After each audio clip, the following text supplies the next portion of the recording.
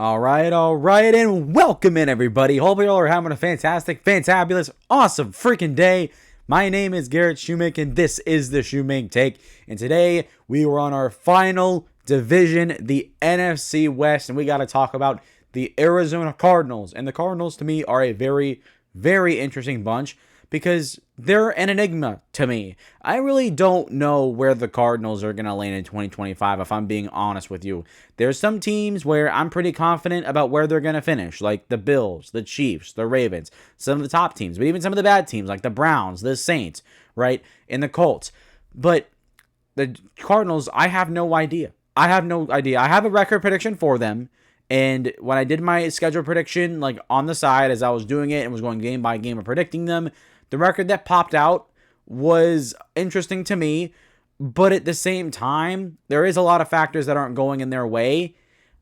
There's just a lot going on for the Cardinals. I have no idea where they're going to land. I really don't know. Like, this is one of the most unsure teams on the entire season preview series, where it's a crapshoot. It's an absolute crapshoot on where they can land, because they could either be bad or they could take another step forward and be pretty solid this year, and they were last year. But we're going to get a little bit too ahead of ourselves. I don't want to talk about the Cardinals way too much. I don't want to ramble too long, but let's begin talking about the Cardinals here in just a moment. Officially, if you guys know how the 2025 season preview series works, you guys can go ahead and talk. I had a brain fart for a second, but you guys can go ahead and go jump into the discussion, the video or description. Oh my goodness.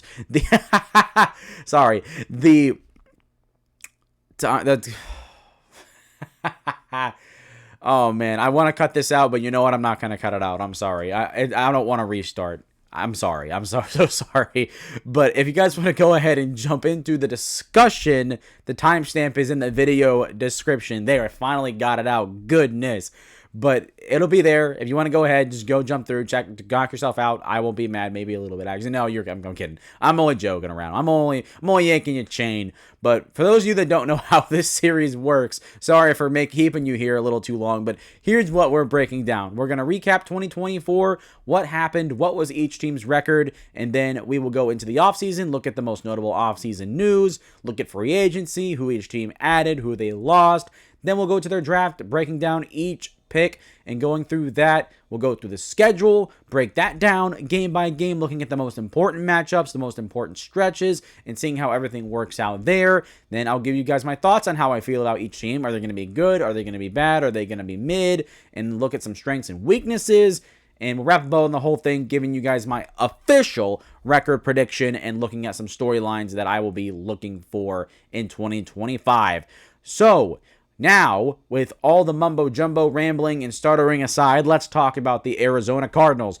And looking back to 2024, they went 7-10, and they were better than I thought they were. I had them going 5-12 originally. And there was a point last season where the Cardinals were actually first place in the division for a couple weeks, a little bit after halfway through the year. And I thought for a moment that the Cardinals were actually going to make a little bit of a push. But it was little too late. I don't know what I'm trying to say here, but they lost it. They lost their position in the division. They fell, and they ended up finishing third behind the Rams and the Seahawks. And so it was unfortunate, but the Cardinals, they showed some potential. They showed that they could be a little bit better. They could be competitive. And that's what I wanted to see from Arizona. I had them going 5-12 last year because I thought that there was too many wins to go around. And turns out they made the most of their opportunities for at least a period of the year, and they were better for it. They were competitive, and that was encouraging. Was there some things I would like to see get better? Of course, there was plenty. But the Cardinals, it was interesting because they were kind of mid last year all the way around. So the whole thing is just an enigma. I'm going to stop saying that. I'm going to bring it back up when it comes time for it. But the Cardinals' 2024 season was better than what I expected, but they were still pretty interesting nonetheless. They still have a ways to go, though, in my opinion. So other than that, let's look at their offseason. Their offseason really didn't have a lot of stuff going for it. I know they recently just signed Will Hernandez and gave him another one-year deal, but I don't think he's going to be starting for them at any point. So that's really not much to note, but that's pretty much it. They re-signed a couple players, fine. But let's look at their free agency, because their free agency I thought they did an okay job. They got some depth on the offensive side. On the defensive side, they added a lot of good players to add to their defensive line. That's one thing. The Cardinals' offense was good last year, but the defense was not that good. And so they went invested into this defensive line and went out to make it better. But we'll quickly touch the offense first. They brought in quarterback Jacoby Brissett to be a veteran backup. I love that. I'm a Jacoby Brissett fan, so bringing him in is always appreciated. They brought in a backup receiver, tight end, brought in a couple offensive linemen to provide depth, and all that stuff is fine. You want to add depth. I don't have any qualms with it. This is good. It's responsible. And then you look at this defensive side where things start to get really good. They brought in Josh Sweat from Philadelphia, gave him a 4-year contract, gave him some good money as well. My only worry about Josh Sweat is he going to perform as well with not as good talent? Not saying the talent in Arizona is bad on the defensive line. No, it's actually pretty good. I actually have it being a strength of this team this year. But it's still not as good as Philly. So you wonder if there's going to be a drop-off there. But that being said, Josh Sweat is still a good player. I'm excited for him. He deserves to get paid after the year that he had, so congratulations to him. And it wasn't all just him that they brought in. They brought back Calais Campbell to be one of their starting defensive tackles, the ageless veteran, Walter Payton Man of the Year award, former Arizona Cardinal, the team that drafted him, gets to reunite with that team. Really cool story there. But Calais Campbell, considering that he is almost 40 years old, he is still playing at a very high level. The fact that he is still not even just a starter, he is a solid starter in the NFL. He's still productive. That's very cool. That's very cool. And that's a testament to Calais Campbell and his ability to keep healthy and take care of his body. He's done a really good job, and he's going to be a Hall of Famer one day, I think. He is a phenomenal player on and off the field. I root for Calais Campbell a lot, so I'm hoping he does good this year. They also brought in Dalvin Tomlinson, a defensive tackle. He's a solid player. Not as good as he used to be, I don't think, but he is still solid. He's still good. That's a notable player that will be an improvement on this defensive line. And then they brought in a couple linebackers, one of them being Akeem Davis-Gaither, former Cincinnati Bengal. He's going to have an opportunity to be a starter here, so a little bit of a wild card, but you want to improve at the linebacker position. I thought overall it was a slight improvement, even though I think overall it is a weakness so far because there is a lot of uncertainty with the position. And they also brought in McCall Walker and Jalen Jones, and those are players that are very much appreciated to add. They're solid players in their own right. But then you look at their losses. On the offensive line, they lost Jackson Barton and Tristan Colon Castillo. Some depth, fine. Zach Pascal, fine. They only lost a couple depth. But on the defensive side, they did lose plenty of depth. They lost multiple defensive tackles, including Kairos Tonga, who went to the Patriots. He's going to be their starting defensive tackle next to Milton Williams. They lost Julian Okwara, who was good depth. They lost Chris Barnes, who I think was a starter for them last year. I could be wrong, probably. I feel like that's correct, but don't at me on it. But Chris Barnes, I've heard some things about him. I like him. He's fine. And then they lost a couple other linebackers like Dennis Gardeck and Victor Demokaji.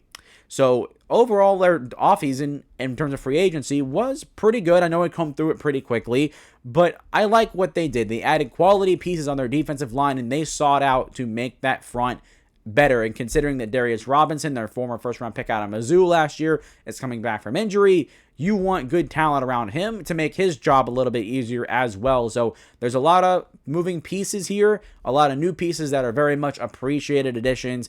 And this group does have some solid upside and could be really good this year if things work out in their favor. But how did their draft go? I thought their draft was pretty good, especially at the top. You look at their first-round pick, Walter Nolan, the defensive tackle out of Ole Miss, the other big addition on their defensive line.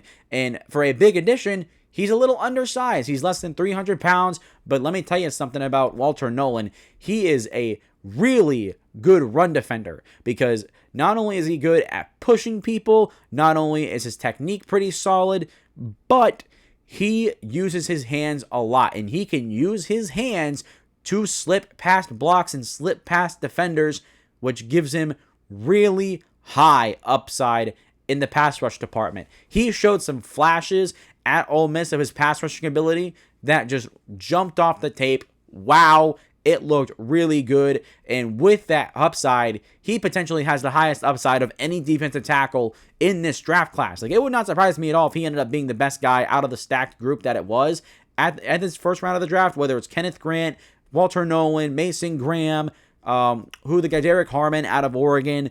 there's a lot of guys in here that have a lot of upside, but Walter Nolan probably has the highest ceiling because of his pass rush ability. The way he uses his hands is so impressive for a guy at the defensive tackle spot. He could be a potential game wrecker in the NFL if things develop, so that's really exciting. And I'm even more excited about their second round pick, the corner out of Michigan, Will Johnson. I fully believe that had he not gotten hurt and missed a lot of games in 2024, he would have been a top 10 pick in this draft. In 2023, he was phenomenal. Not only is he a smart corner, he's instinctive, he's really good in zone.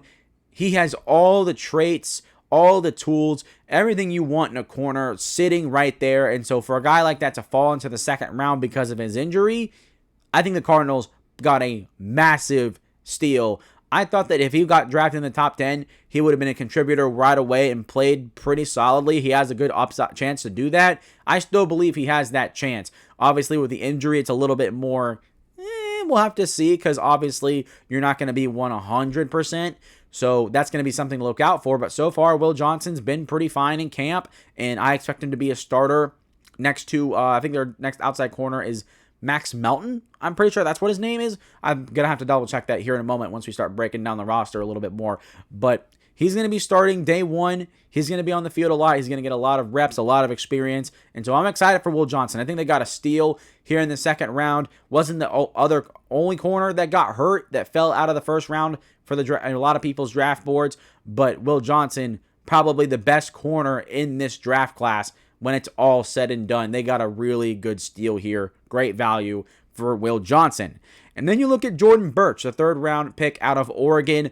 For a speed rusher, he's got some solid power to him. He can get under offensive tackles and he can lift them up, push them backwards. So the speed to power is really impressive, but he needs to just show a little bit more. He was like he was pretty productive, actually. I take that back. He was pretty productive in his final year at Oregon. It's just he fell to the third round because you just want to see a little bit more. But what he showed on tape showed some really good upside as a speed rusher. And right now, he's going to provide some depth. But he has a chance to be a starter later on if he develops. And if he can be there, if he develops along with Darius Alexander, or no, oh my goodness, oh my God. I am so sorry. Is it Darius Alexander? Am I actually just being a goofy goober right now? Let's just look. Am I being a goofy goober? Darius Robinson. Yeah, no, I wasn't being a goofy goober. Was I being? Yeah, I wasn't being a goofy goober. Oh my God. Okay, never mind. Okay, so Jordan Burch, if he develops, we'll get back to the point. If he develops, Darius Robinson and Josh Sweat, that trio could be a really good trio in a couple of years as those guys continue to develop. And then you look at Cody Simon in the fourth round out of Ohio State, another guy that could develop and be a really good player. He's going to be a backup to one of these other linebackers, but he has got really good speed, runs sideline to sideline, good burst, really relentless as a pass rusher. If he gets downhill and he goes, and he goes hard.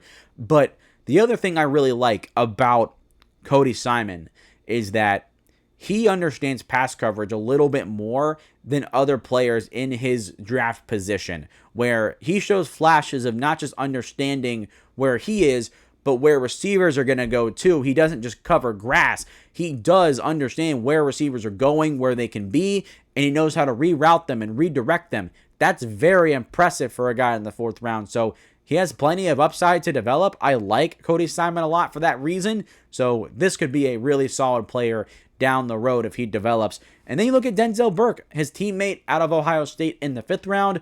Denzel Burke, a little undersized for a corner, but very relentless, very willing. He will go out there and do whatever you ask him to do. The only knock that I have on Denzel Burke was that he just wasn't that good of a playmaker. He just did a lot of things okay, very solid, but you want him to be a little bit more of a playmaker, where you see him break up a pass, intercept the ball. He's shown that he can do it, and he's played wide receiver and defensive back in high school, so that experience is pretty important and pretty valuable for him.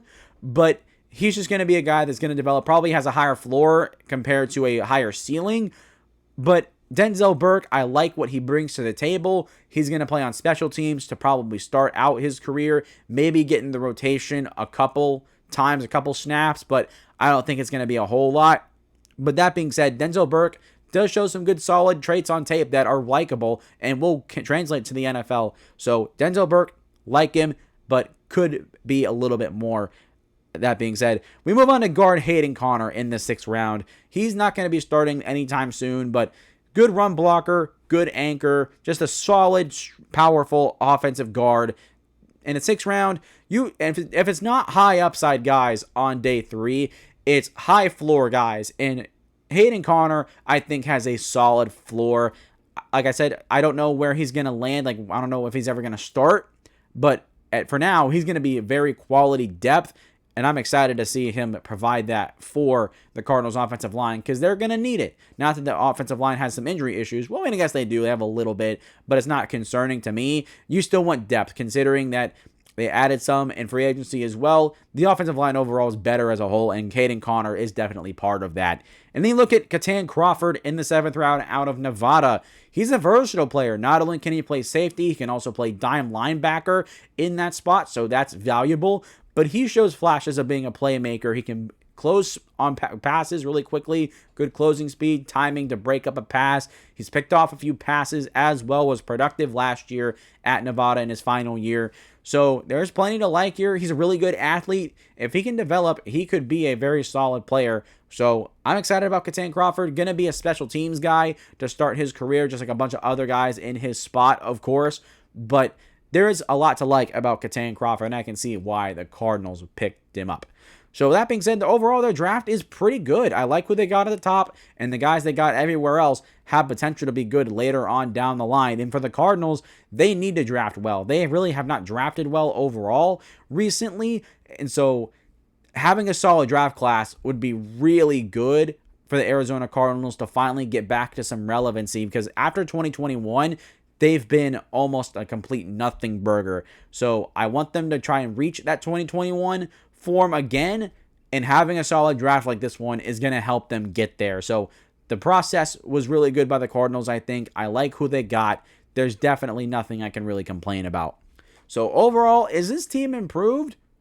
Sure, I could say the team is improved. I think it's a little bit better than what it was last year. It's not by a significant amount, but it is definitely noticeable, so I will acknowledge it. The Cardinals, on paper, are a better team than what they were last year. So now, let's look at their schedule and see how things pan out, because here's the big thing where the negativity will start. The Cardinals' schedule is tough.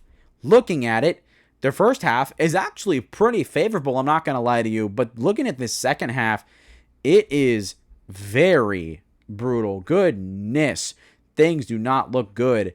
But you look at week 1, at home against New Orleans. Wait, is that at home? No, it's on the road. Excuse me. Sorry. I mixed up the colors. Away, the red is on the road. White is at home. And also shout out to the graphics team. This is a pretty cool graphic. Kind of hard to read because of that dark red, but it's not too bad. I like the simplicity of it. But that being said, week 1 on the road against New Orleans, that's a winnable football game. I think the Cardinals are better than the Saints. I think that their continuity is going to help them as well with a new head coach and Kellen Moore, Spencer Rattler or Tyler Shuck starting week 1. It's going to be a good test for this defense to see how they look early. So I'm going to be looking for that. But I think the Saints lose in week 1. Cardinals get that dub and start 1-0. And then week 2 at home, your home opener is against the Carolina Panthers. These two teams were a fun game to watch last year near the end of the year, went to overtime, and then Chuba Hubbard ran his way to victory. So the Cardinals are going to be looking for some revenge here. Unfortunately, the Panthers, I think, are a little bit of a better football team. So I have the Panthers winning, but this will be a fun test for both teams and all the pieces that they added, especially for both on their defensive side, to see how their defensive fronts perform against athletic quarterbacks like Bryce Young and Kyler Murray. Then, on week 3, you go back on the road to face the San Francisco 49ers. Last year in San Francisco, the Cardinals beat the crap out of the 49ers in week 18, dropped 40 points on them, shut them down, embarrassed them on their home turf. I don't know if they win at home again. Probably they do. The Cardinals and 49ers are going to be competitive. I think they split. Let's just say for continuity's sake, let's say they get the win on the road early on. So you're looking at a 2-1 start for the Cardinals. Not very bad.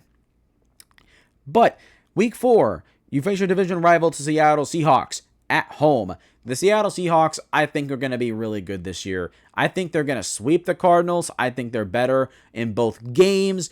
Even though the Cardinals are going to have a better time in this game because the Seattle Seahawks are going to need some time, I think, especially on the offensive side. So their defense, here's a good opportunity to pull off an upset and look good against a good team. I think is going to be better as the year goes on.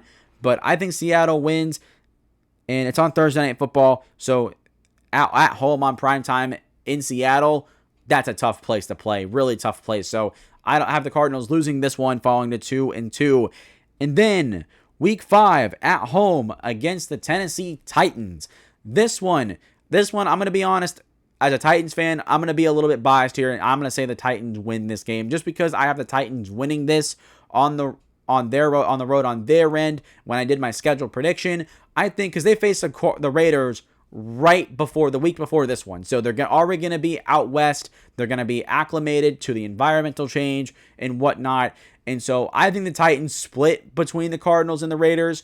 And in this case, I have them beating the Cardinals. So for continuity's sake, I have the Titans winning here. Although I will say the Cardinals could very much beat the Titans. So it is a toss-up. This is going to be a close game for sure. And then at home against the Indianapolis Colts. That is a win. I think the Colts suck this year. I think the Cardinals will have a good chance to win. Although the Colts defense is going to be a little improved with the players that they brought in, with Lou Anarumo, even though I'm not excited about. Here's the deal. They do look better, and it does seem like Lou Anarumo's scheme is a better fit for the players that they have in Indy. That's what I've heard. And so, okay, I can if people are saying that, okay, I'm willing to listen to it. I'm willing to see that side of it, and I have.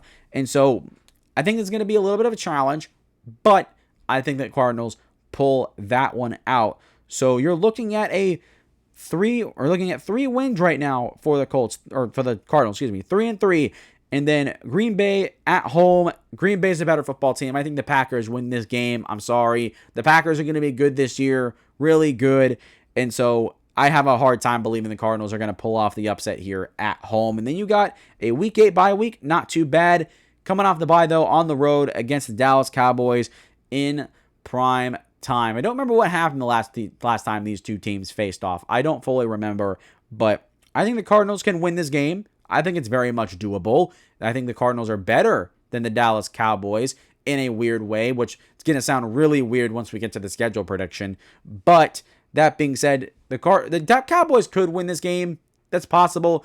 I mean, like I said, here's the thing. The Cardinals are an enigma. So a lot of these games are just toss-ups for them because I'm not really sure where the Cardinals are going to land. But the Cardinals have a very good chance at winning this game. I think they have a better roster. They have probably better coaches. Probably. I mean, I don't have much faith in Brian Schottenheimer. So give me Jonathan Gannon in this one. Let's just say the Cardinals win. That's their 4th win of the year. And then they go on the road against Seattle Seahawks. Like I said, I have them splitting, so that is a loss. And here is where things start to get a little brutal. San Francisco, I had them winning Week 3, so they lose here in Week 4. So that's 2 divisional games dropped back to back. And then you have Jacksonville. Another good test for this defense to see how well they do against Trevor Lawrence, Liam Cohen, and this young offense, Travis Hunter, as well, Brian Thomas. And so this will be a good test for this defense. The Arizona Cardinals, I think, can probably win this game. For argument's sake, let's say they do. So that gives the Cardinals their 5th win of the season. And then now is where things fall off a cliff for me, because you go on the road against Tampa, at home against the Rams. Then, of course, you're on the road against the Rams in Week 18. And then the Texans, the Falcons, the Bengals. This is a brutal, tough stretch of games that, quite frankly, the Cardinals would be lucky to win a couple of these. The thing is, here's why I have it as so. Because the Bucs are just objectively better, in my opinion. They got a better offense, they have a better defense, and they have a better coaches. I don't see a scenario where Tampa loses to Arizona. Then the Rams are also really good. Maybe the Cardinals pull off an upset and beat them in one of these games. That's possible. That's your division rival, so that's always a possibility. But right now, this year, I think the Rams' defensive line is going to be really good. The Rams' offense is going to continue to be strong and be productive. I think the Rams win both games. And then you look at the Texans. The Texans have a really good defense this year and matched up with the lack of proven weapons in Arizona. That does not bode well.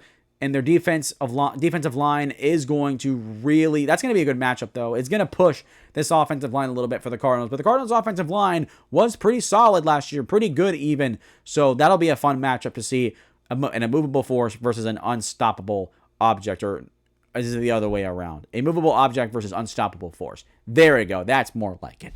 But overall, I think Houston is a better football team. And then the Atlanta Falcons, this one will be a good test for their offense. The defense on Atlanta is going to have some growing pains, but this defense, I think, is going to have a hard time going up against this high-powered offense in Atlanta. I think they're going to have a really good team this year on that side of the ball. I like Michael Penix. He's kind of won me over a little bit. Bijan Robinson, Drake London are all really good. Darnell Mooney is still there too. Their receivers overall are really solid, so that's a lot to like.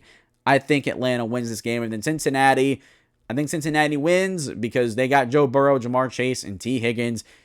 This defense is going to have a hard time stopping these two units. The secondary is going to have a pretty bad day in this game. So I have them losing 6 straight to end the year, and that's not good. That's very not good, but that's not 100% because of the Cardinals being bad per se. It's just they have a tough break. If some of these teams were sprinkled in earlier in the year and had a little bit more of a balanced schedule, things would bode a little bit better for them. But because they're going to be up and down at least a little bit throughout their first half of the year, they could be a little bit better. Like I said, their schedule is favorable, but this last 6 games is just a really tough gauntlet, one of the toughest gauntlets any team has to go through at any point in 2025. So it's not great. It's not very fortunate. It does not work in the Cardinals' favor. So honestly, unless they pull off a couple wins here and pull off a couple upsets, I just can't see them winning any of these games, unfortunately. I'm sorry. I just can't see it. So that being said, how do I feel about the Cardinals? I've already kind of made it clear that I really don't know where they're going to land. They have the schedule not working in their favor. And as we talk about their strengths and their weaknesses, they have some problems that I think will hold them back, specifically against some of these opponents that they will be going up against. But I will say, though, the most important matchups on their schedule: Saints, Panthers, Titans, Dallas Cowboys, Indianapolis Colts, Jacksonville Jaguars. These are the most winnable games on their schedule. And if they won all of these, that's at least 6 wins. Pull off a couple divisional wins, and you're at 8-9, which would be 1 win or more, than what they were last year. So you can see all the scenarios that are piling up here. You can see where things are either really solid or things are not as good. I don't know if I'm doing a good job painting that picture, but I hope I am. I hope you guys are kind of picking up what I'm putting down here. But the strengths of this team. Number one, and you have to say running back, James Conner is a really good running back. I like him a lot. Some people thought that he wouldn't be as good after leaving Pittsburgh because he was kind of struggling.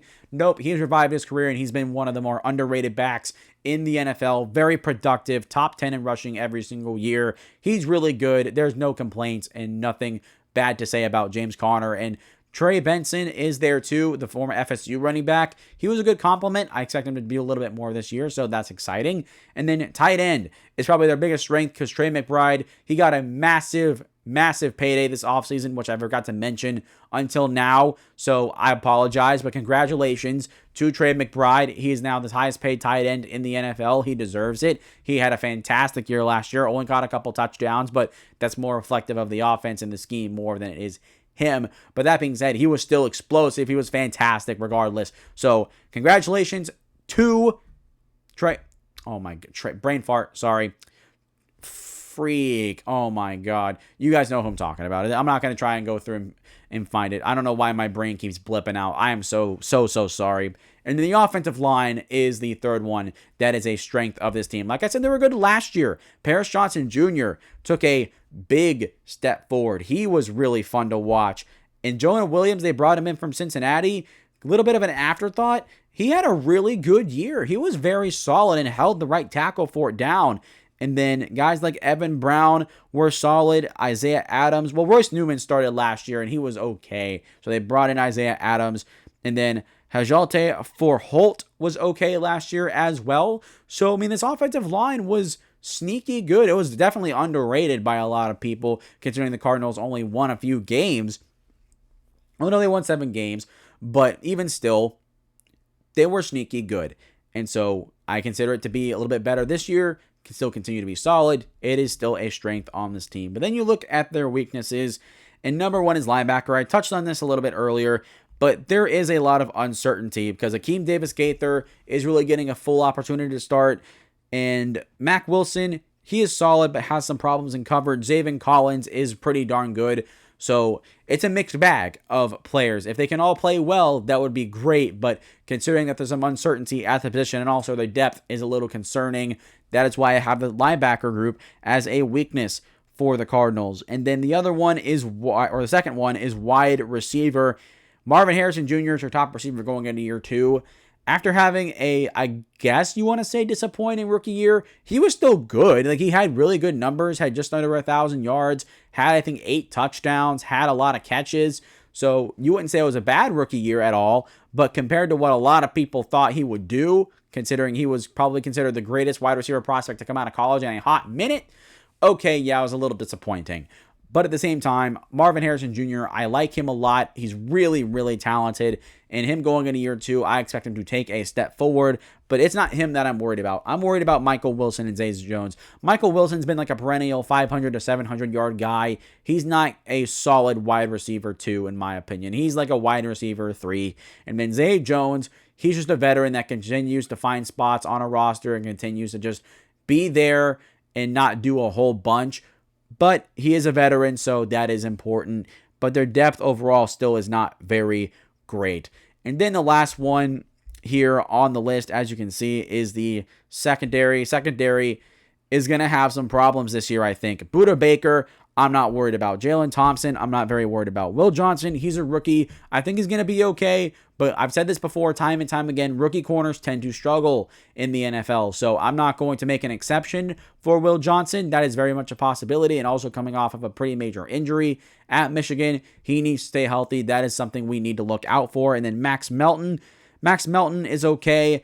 Garrett Williams is fine. I think, isn't Garrett Williams the guy in who was with the Saints, where he tackled his own guy and allowed the Minneapolis Miracle to happen? Is that that guy? Is that the guy that did that? I think it is, but that's not the point we're trying to make. He's okay. The players in the secondary are just, there's not a lot of proven talent. That's the overall point here, is that other than Budda Baker, there's not a lot of proven, really solid stuff in here. And so the secondary is going to have some growing pains, but that's why you have the defensive line, which I didn't even realize I didn't mention it in the strengths. I'm going to put it in the graphic, but we're going to round back to it. I said it before, it is a strength. I mean, the defensive lineup, Josh Sweat, Calais Campbell, Dalvin Tomlinson, and Darius Robinson is encouraging. And with the depth that they have with Jordan Birch, LJ Collier, Walter Nolan, he's going to be a backup for now, but he's going to be in the rotation. He's going to get some snaps. That's a very encouraging defensive line that should at least be solid. This defensive line will not be bad. I can guarantee you that. So a little bit of that, kind of rounding back, a little bit disorganization here. This whole episode is kind of disorganized, so I really apologize. My throat's been really sore. It's okay right now because I'm taking a lot of cough drops, but my brain is also kind of fried as well. So if I'm being fully honest with you, we're powering through it. We're almost there. The series is almost finished, but I'm not going to try and let that slow me down too much.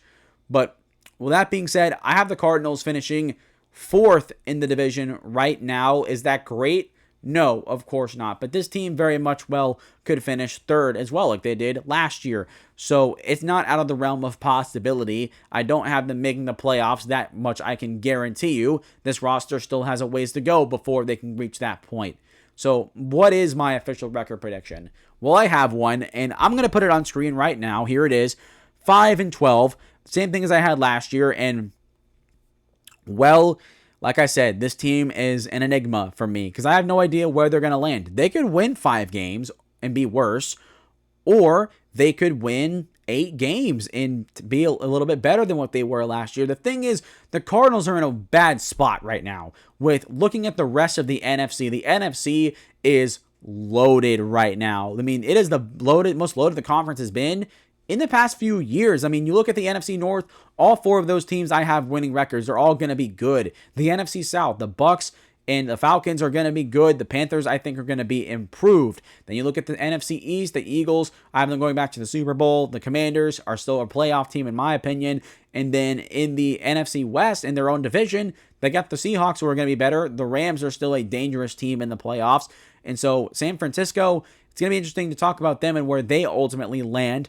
But for Arizona, they just have a lot of teams that are better in the conference right now. And so that also pairs with their brutal schedule, where there's a lot of more teams that are better, and there's also a limited amount of wins to go around. And that's the same point I made last year. It's the same record prediction I had them going last year. And last year they proved me wrong. So I'm very much well could be wrong again, and they could win 7 games again. They could win 8 games again. 5-12, this is probably the least team I'm confident in with their record prediction.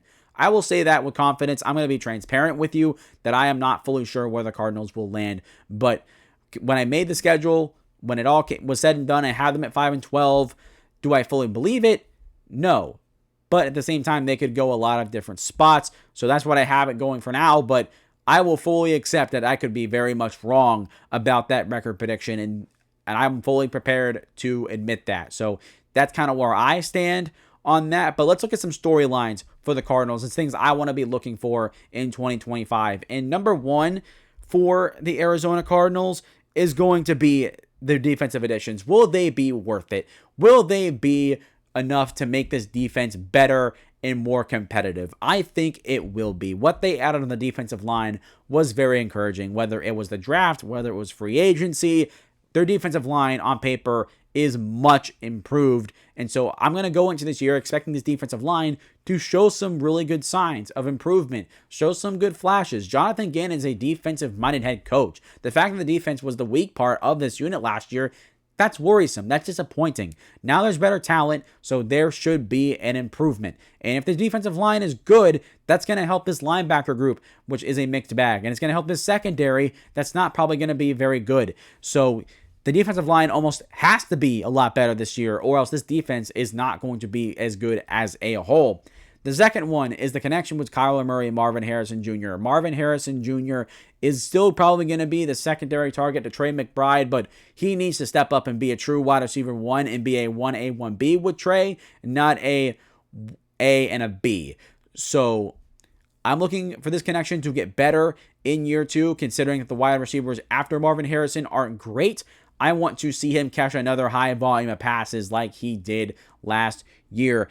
And third one is just I want them to be competitive. If anything, this team should be competitive. They're better on paper. So even if they end up winning only 5 games, this should be a competitive. This should be like the Carolina Panthers in the end of 2024, where they're competing in every game. Every game is really close, and they are dragging their opponents through the mud and making it difficult.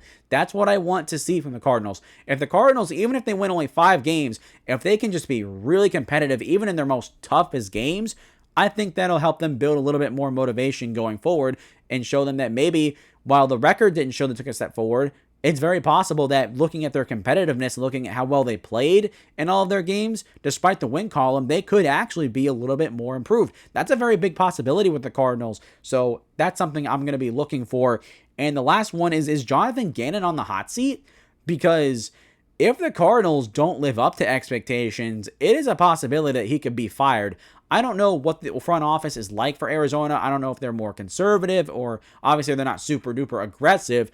But I don't know like what the ownership is thinking right now. Obviously, none of us do. But Cardinals fans, let me know in the comments what you think. Do you think that Jonathan Gannon's on the hot seat? And if so, what would it take for him to get fired? Because do they win 5 games and doesn't get fired? But if they're super competitive and every game is like a 1-score game, for example, does he keep his job? That's a possibility. I think he would. I would in that sense. Because a lot of things, like I said, don't work out in the Cardinals' favor. The NFC is loaded this year, and also their schedule in the back half, those final 6 games are very brutal. So expecting the Cardinals to ascend is kind of tough. But again, they are better on paper, so it is possible. Anything is possible for the Cardinals right now. And Jonathan Gannon, as long as his team is ready to go and they don't look like they're just consistently getting outmatched every week, I think he's going to keep his job. I think there'll be a solid baseline to keep for this unit. But with that being said, that is going to do it for me today. I hope you guys have enjoyed it. And if you've made it this far, please consider hitting the like button and the subscribe button, as it helps the channel out tremendously. We're trying to reach 500 subscribers before the end of the 2025 regular season. So if you guys could get the word out, get people to smash that like button, smash that subscribe button like every YouTuber tells you to do, that'd be fantastic. You guys are doing awesome. I would love it if you guys would do that. Secondly, Cardinals fans, let me know your thoughts in the comments down below. I want to hear what you guys have to say about this record prediction, and fill me in a little bit more on the Arizona Cardinals. I really want to know a little bit more about this team and kind of clarify this enigma that I have about them. So please do, please, I want to hear what you guys have to say. Thirdly, make sure you guys follow me on social media, share this video on social media or any of my other videos, whether it's Facebook, TikTok, Twitter, Instagram, trying to build a community with you guys, and I want you guys to get the word out so that way we continue building this community together piece by piece. And lastly, if you are a fan of one of these teams in the season preview series, or you know someone who is a fan of any of these teams and any of these videos that I've made, tell them to go check out any of these other videos that I've made in the 2025 season preview series. So far, the NFC North, South, and East is done. The entire AFC is done. So that is 28 teams. Definitely, you guys should probably know a fan or two of one of these teams. So tell them to come here to the Shoemake Take and check out my breakdown on their favorite team. They're really well done. I love them a lot, and I think you're going to get really good content out of it. Well, that being said, that will do it for this video today. Again, I hope you guys have sincerely enjoyed, and as always, I will see you all next time.